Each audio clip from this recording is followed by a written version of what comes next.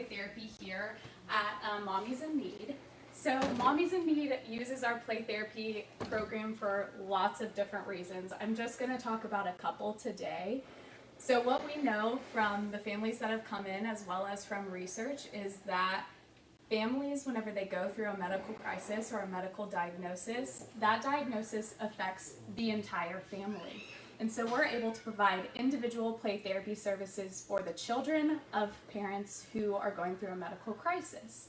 So what that looks like, we've done over 700 interventions this first year here at Annie's Place, and we've served over 125 different families. So we've served families in individual play therapy, which means they come into the playroom for 10 free sessions that we are able to provide thanks to the Crystal Charity Ball, who provided a generous donation that allows us to serve these families.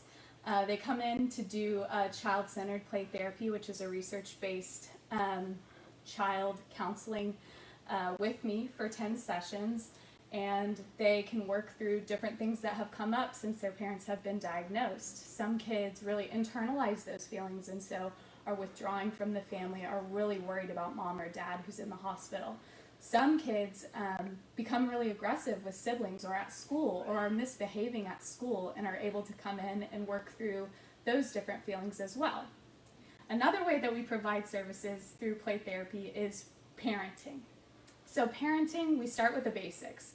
Parenting skills, because people are coming from all different backgrounds, so we can provide the basics of discipline, the basics of parenting in general, but also I work a lot with parents who just need help talking to their kids about diagnosis. They're not really sure how to talk to a 4-year-old about cancer. They're not really sure how to explain that they're going to be getting different medical services. And so I can bring the family in here all together to use some of our different medical equipment to talk through, or I can work one-on-one with the parents and talk through how to talk to their child about their diagnosis. And then a third final way that the play therapy department helps here at Mommies in Need is through classroom and crisis interventions. So lots of the kids that come to Annie's Place, this is their first time ever to be away from mom or to come to a daycare situation. And so you can imagine that lots of kids have emotions about that. They have maybe some anxiety, maybe they're crying throughout their first time here. Maybe they don't know how to interact with other kids in the classroom, so they start throwing toys or yelling at each other.